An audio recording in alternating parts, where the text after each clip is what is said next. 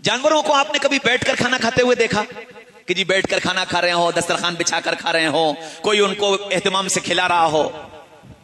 तो जिन्होंने जानवर बताया कि भाई तुम जानवर हो, क्या करो, खड़े होकर खाओ, बुफे सिस्टम। तो क्या होता है, आपने देखा होगा जहां बड़े बड़े तबेले होते हैं, यहां तो ज्यादा रवाज नहीं, लेकिन महाराष्ट्र और गुजरात के इलाके में बड़े बड़े तबेले होते हैं, 250, 300, 400 भैंसें होती।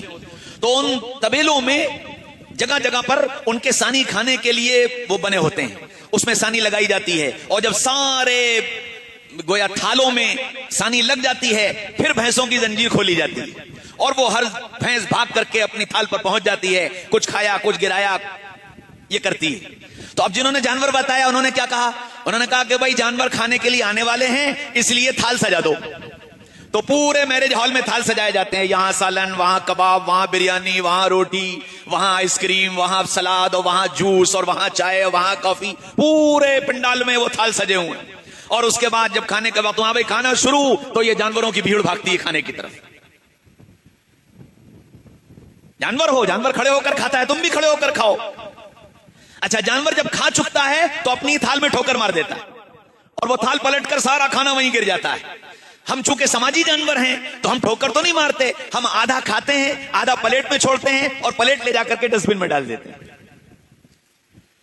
इसके मुकाबले पर मोहम्मद रसूलुल्लाह सल्लल्लाहु अलैहि वसल्लम ने शहजादों को खाने का उसूल बताया कि खाना खाओ तो दस्तरखान बिछाओ, पहले तुम बैठो, खाना बाद में लाओ, खाने का तुम इंतजार करो, खाना तुम्हारा इंतजार न करे।